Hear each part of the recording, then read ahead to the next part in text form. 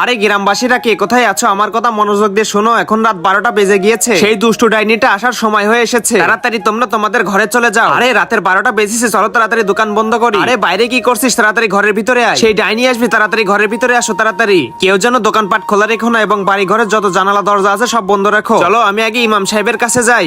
আরে আমি আর এইভাবে উঠতে পারতেছি না কেন? আরে ইমাম সাহেব, আমার শক্তি কাজ করতেছে না কেন? আমি তো আর আগের মতো উঠতে পারতেছি না এখন। আরে শক্তিম্যান শুনো, আগামী 24 ঘন্টার ভিতরে তোমার কোনো শক্তি কাজ করবে না, বুঝলে? এই জন্য তুমি এখন কাউকে সাহায্য করবে না, ঠিক আছে? আচ্ছা ঠিক আছে। আরে আমি তো চোখে দেখি না, কেউ আমাকে রাস্তাটা পার করে দাও। আরে একটা লোক দেখে অনেক বিপদে পড়েছে, চলো তাকে সাহায্য করি। আরে চাচিমা, আপনি টেনশন নিবেন না, আমি শক্তিম্যান। আরে শক্তিম্যান, তাহলে তুমি আমাকে ঘরে পৌঁছায় দাও। ঠিক আছে, আপনি টেনশন নিবেন না, আমি আপনাকে এখনই ঘরে পৌঁছাই দিচ্ছি, চলেন আমার সাথে। আরে চাচিমা, আপনি কি এই জঙ্গলে থাকেন? আরে চাচিমা, আপনি এইভাবে হাসতেছেন কেন? আরে শক্তিম্যান, তুই তো আমার জালে ফেসে গিয়েছিস। আরে না, ছেড়ে দাও আমাকে, মেরো না।